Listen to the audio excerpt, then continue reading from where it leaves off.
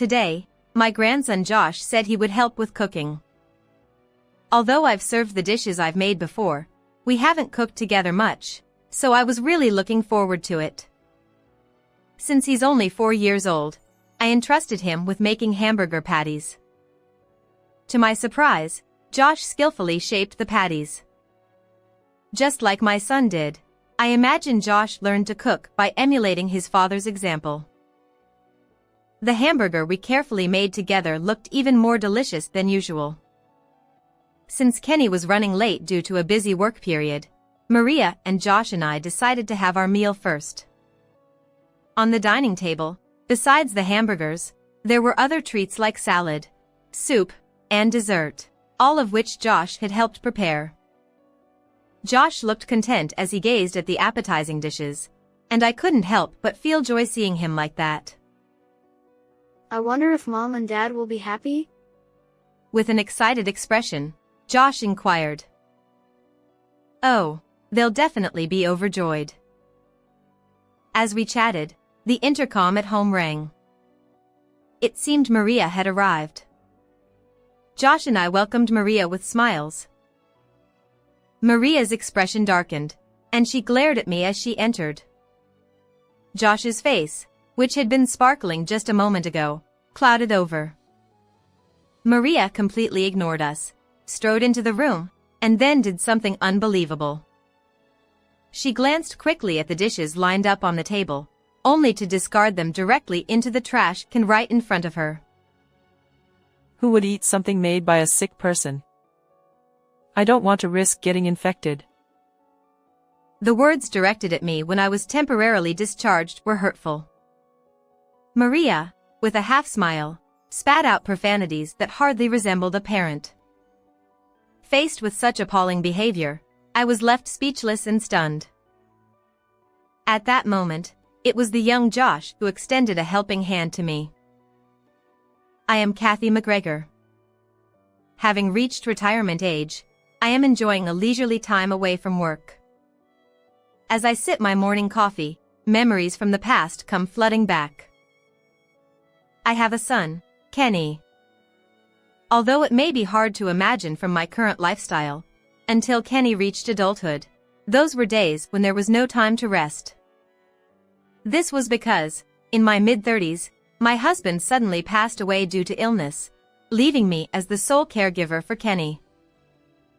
Having moved to the city after marriage, there were no close relatives nearby to lend a helping hand.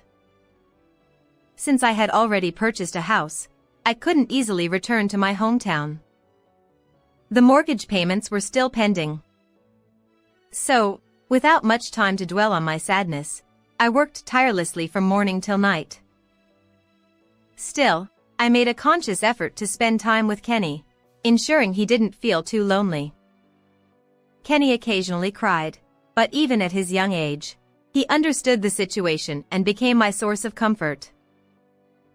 On Kenny's days off, we spent time together, going to places he wanted to visit. We talked about various topics, from school to our favorite dishes. Sometimes, after school or on days when Kenny had no classes, he would come to my workplace, and we'd spend time together until I finished work. Of course, I had obtained permission from my workplace, and it was where everyone showed understanding towards me as a single mother. When I was too busy to attend to things, my colleagues would talk to Kenny during breaks or help him with his homework, and it seemed like Kenny was enjoying himself. Mom, what's for dinner tonight? Whether it was a school day or a day when we commuted home together from my workplace, Kenny always asked me this question. He later told me that he enjoyed helping with dinner preparations from a young age because he liked the dishes I made. It all began with tearing lettuce for salads, mixing potato salad, and preparing sauces. Kenny found joy in cooking with me and accomplishing tasks independently. I remember his eyes shining as he stood in the kitchen every day. The saying "what one likes, one will do well" seems to hold true. Although he went through a rebellious phase in high school, I consistently prepared lunch for him and handed it over. Even on days when we argued, he would still return the lunch container neatly cleaned. Perhaps Kenny's rebellious phase was relatively mild after all. Looking back, I realized that the lunch I had made was one form of communication for us. On the last day of high school, Kenny returned his lunchbox with a note saying thank you, Mom, for everything. I couldn't help but cry alone at that time. Kenny's passion for cooking remained strong even as he grew up, and he chose to go to a culinary school after graduation. My son, who graduated from culinary school in no time, steadily honed his skills at a famous restaurant. Now, he was independent as a chef and owned his own restaurant. From the reviews, it seems that phrases like a dish that makes you feel nostalgic, simple and friendly, yet unique are written, and it seems that the homely taste is very popular and thriving. Occasionally, I also take my friends to Kenny's restaurant. When he sees me, he always gives me a shy smile. I'm proud of how well he's grown up, even though he's my own son. Of course, there were tough times, but seeing Kenny thriving like this makes me happy and proud. Kenny got married early. Despite complaining that business owners have no time off and no opportunities to meet people, it's a wonder when exactly it happened. His wife, Maria, was initially just a customer at the restaurant Kenny manages. However, Maria fell in love with Kenny's cooking and became a regular visitor to the restaurant. Eventually, she even gave him her contact information, and their relationship began. Although Kenny had initially decided not to get involved with customers, he couldn't resist Maria's enthusiasm and decided to exchange contact details. Since they started dating, the two of them would visit my house together, and Kenny would treat us to his cooking. The three of us would chat while enjoying meals, and that was our delight at the time. I'll take care of it. With those words, Maria would take the initiative to do the dishes after the meal. Oh, it's fine. Please have a seat. You're our guest. Would Maria get along well with my son? Before meeting her, I had some concerns, but I also took a liking to Maria, who seemed refined and well-mannered. After dating for 2 years, the two of them got married and became a couple. On their wedding day, Kenny and I both shed tears, and our relatives laughed. It's a cherished memory. However, little did I know that our relationship as mother-in-law and daughter-in-law would remain smooth sailing only until that moment. The moment I began to feel uneasy about Maria's behavior was approximately 6 months after Kenny and I got married. On that day, Maria arrived carrying a luxury brand handbag that even someone like me, who is not well-versed in designer items, recognized. It was hard to imagine that Maria, a full-time homemaker, would purchase such an expensive item for herself. If that's the case, Kenny must have been the one who bought it.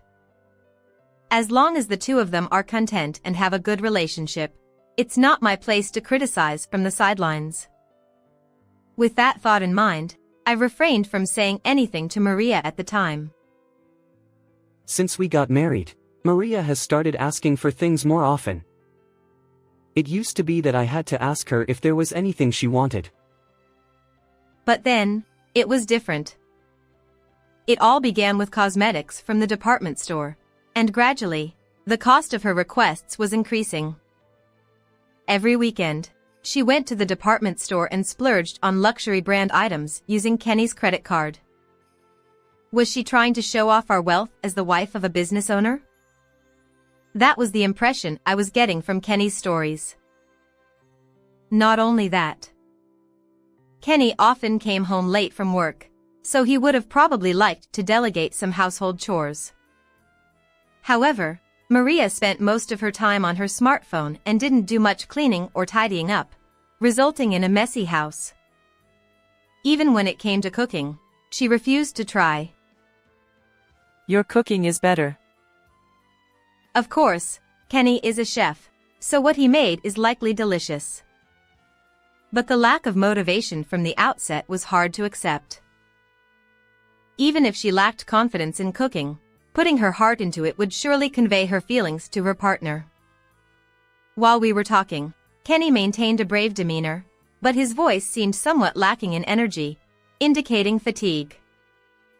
No wonder. He likely had no time to rest, juggling dinner preparations and room cleaning after returning home tired. Kenny, who was clearly overwhelmed, deserved sympathy.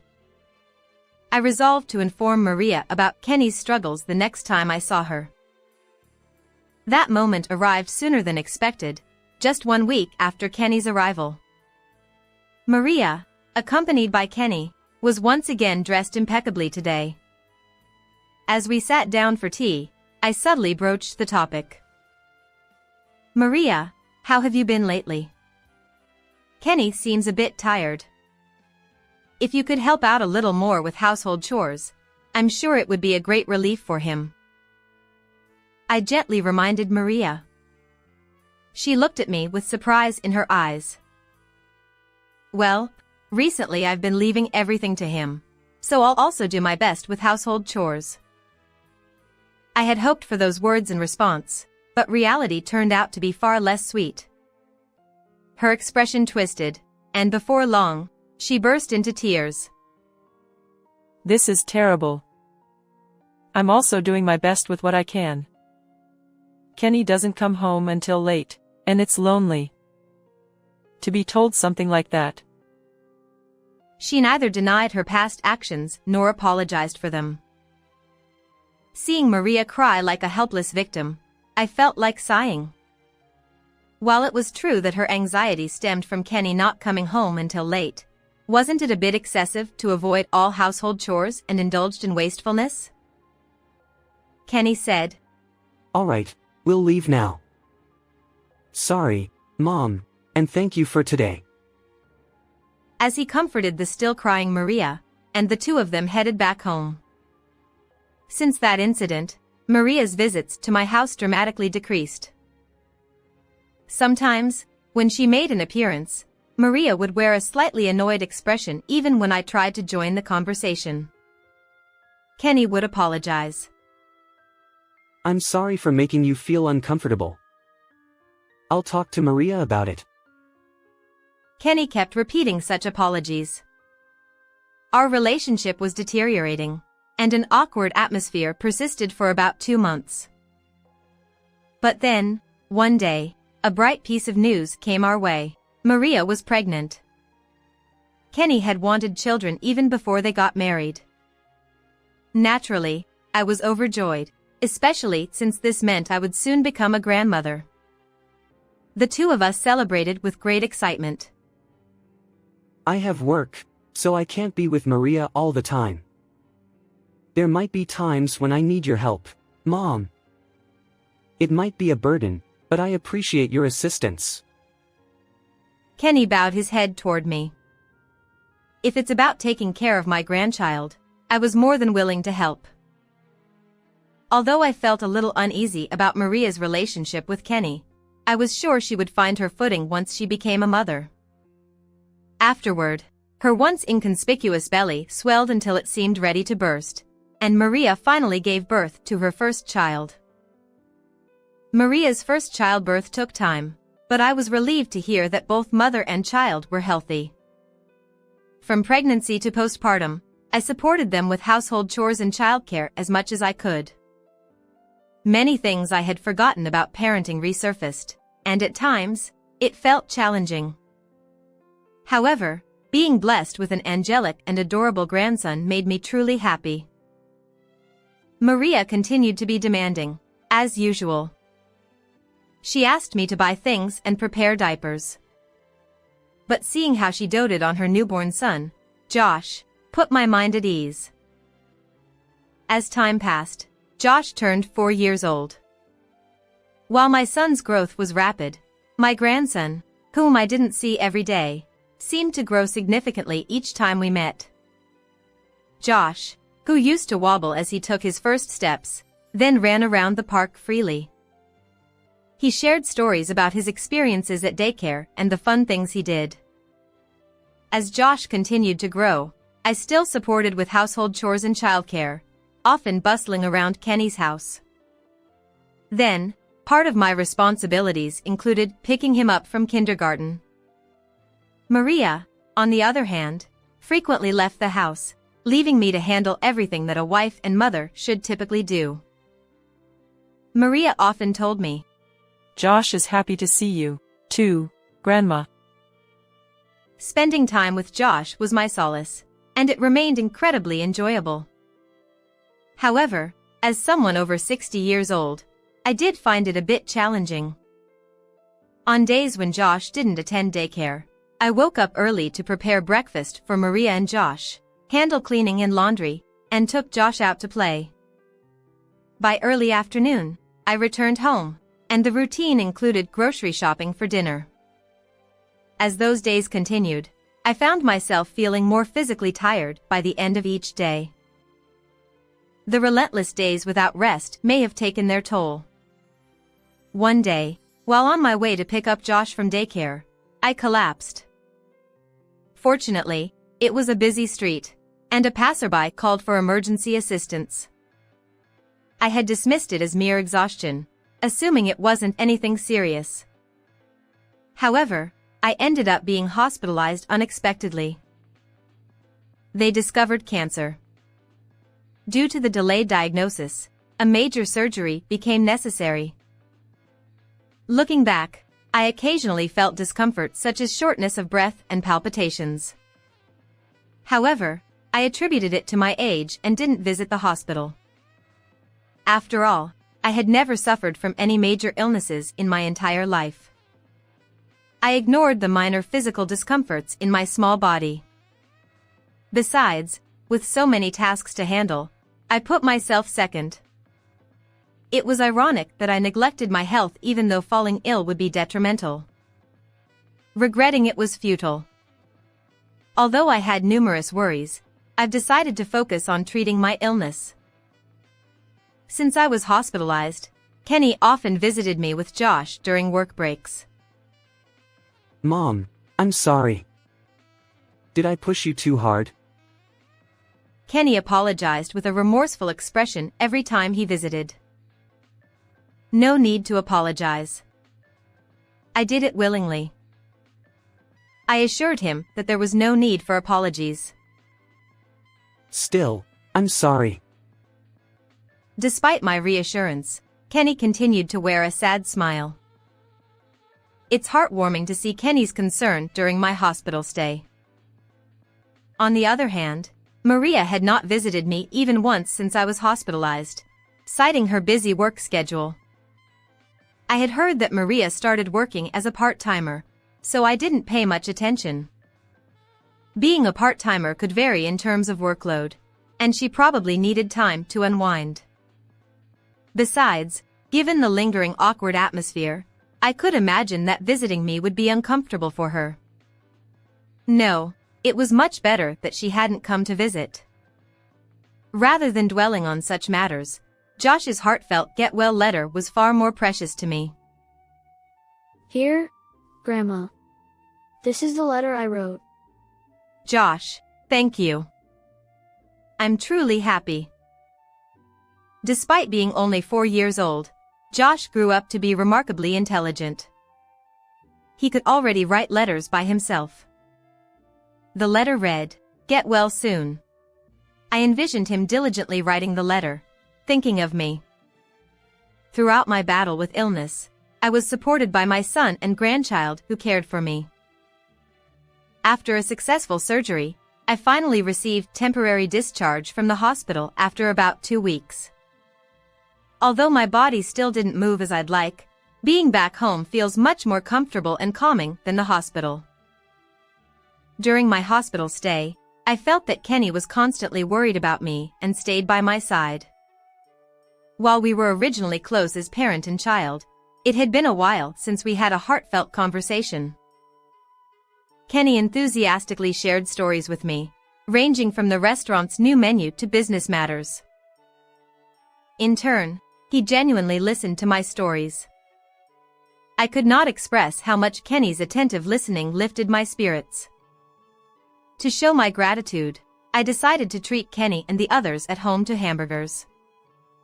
Hamburgers have always been Kenny's favorite, and they happen to be one of my signature dishes. I had already made up my mind to prepare them once I returned home. Whether it was after a performance or an exam, I always cooked this memorable menu for Kenny on days when he had worked hard. And that day, Josh would also be helping with the cooking. If I was returning, Maria entrusted Josh to me without hesitation.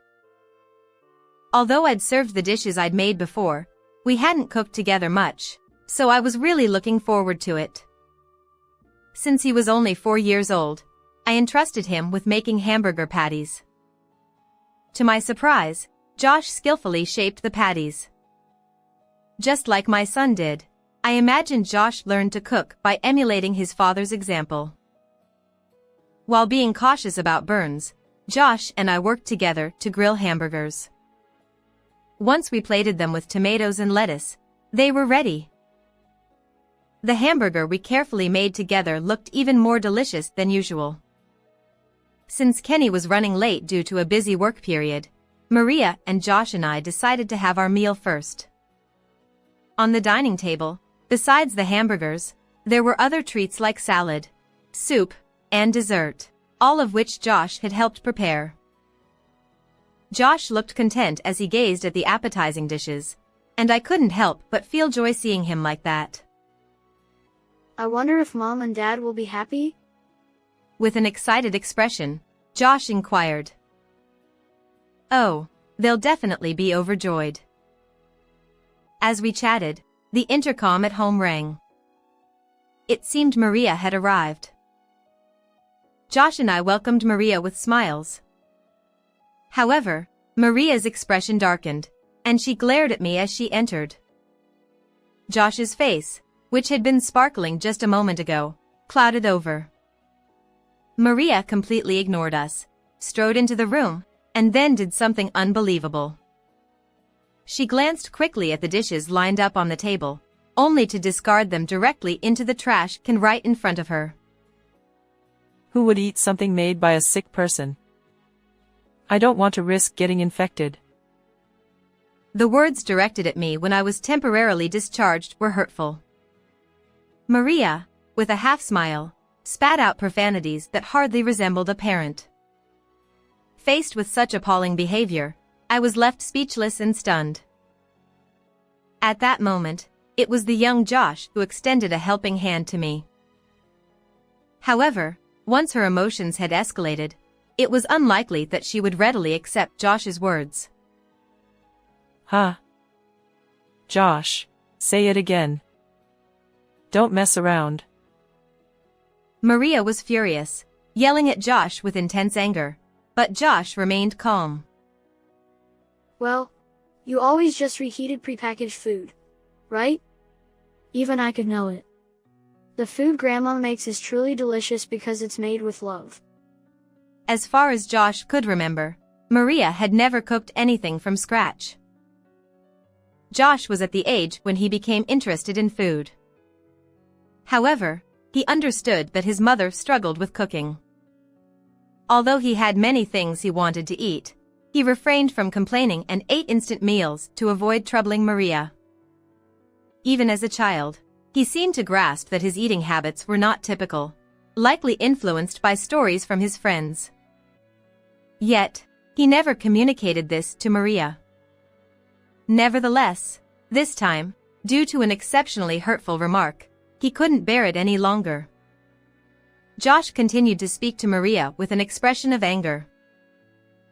And you know what, Mom? Grandma used to be a chef before you and Dad got married. Dad told me that Grandma taught him how to cook. That's true. I used to work as a chef in a renowned traditional restaurant. Like Kenny, I graduated from culinary school and worked in restaurants for a long time, eventually rising to the position of head chef. I never shared this with Josh or Maria, so Kenny must have told Josh about it. So what? Just because she was a chef doesn't mean anything. Maria seemed surprised upon hearing this for the first time, but she quickly reverted to her previous tone and attempted to scold Josh. Disrespecting Grandma is the same as disrespecting Dad, isn't it? What's with you? So cheeky. Josh remained unfazed by Maria's words, staring at her with a cold, unyielding gaze. His tone, far beyond his 4 years, was matter-of-fact as he addressed Maria. It appeared he was finally unloading all the pent-up frustration he had accumulated. The argument between the two escalated, and I found myself unable to intervene. Every attempt to interject was met with a curt dismissal from Maria. Stay quiet, she snapped. As I pondered what to do, my attention was drawn to Maria's back. There, seemingly out of nowhere, stood Kenny. He had managed to finish his work early for my sake. As everyone present noticed Kenny, he finally spoke up. Is that what a person with children does? Maria, apologize to your mother. The chaotic mess of discarded dishes and our previous conversation. Kenny seemed to have heard and seen everything. His entire body trembled, revealing the strain of suppressed anger. I've been patient all this time, but I've had enough of you. Let's get a divorce. Upon hearing Kenny's words, Maria's expression changed dramatically from the earlier defiant glare. No way. Don't take it seriously. That was just a joke. Maria stumbled through her excuses, but Kenny regarded her with the same cold, calculating eyes he had used on Josh moments before. The tension in the room was palpable, and both Maria and I held our breath. Kenny pointed mercilessly at a discarded hamburger in the trash. Then what's this?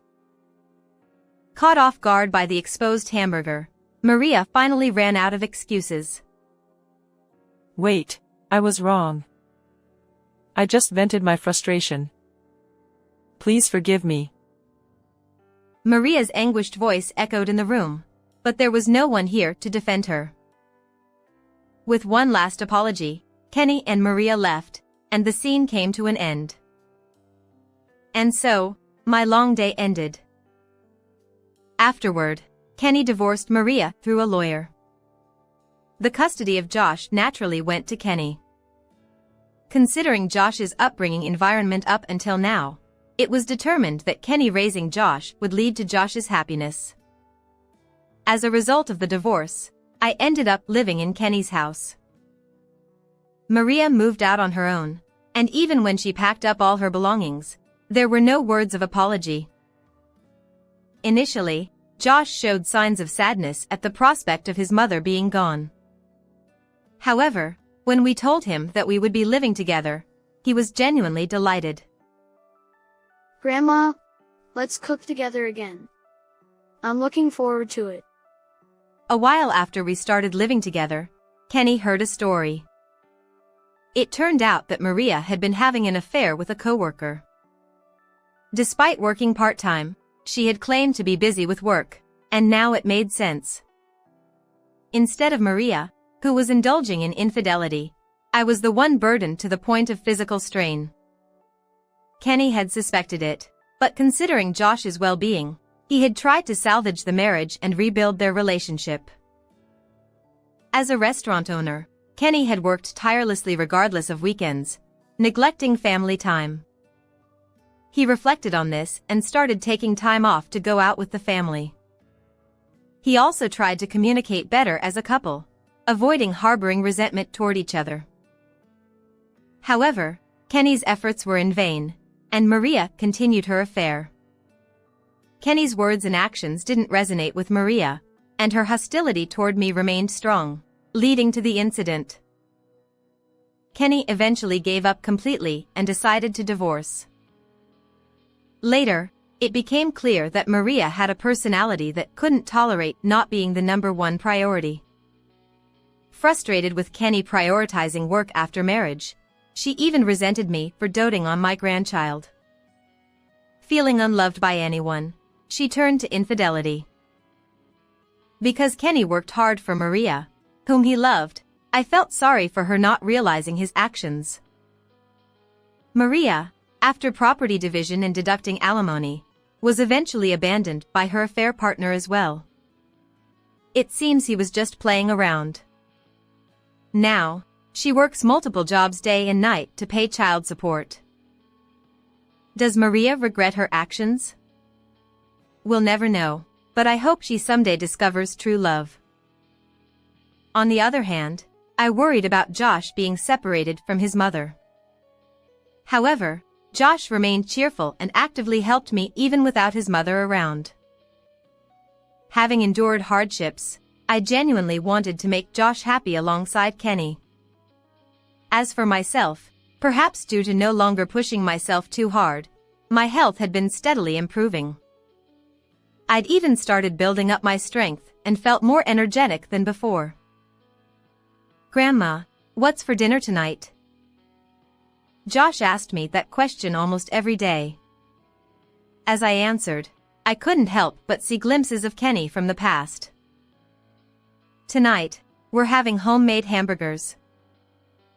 I savored the happiness of living with my family of 3, and once again, I prepared dinner for them. How did you like this story? Don't forget to subscribe to the channel.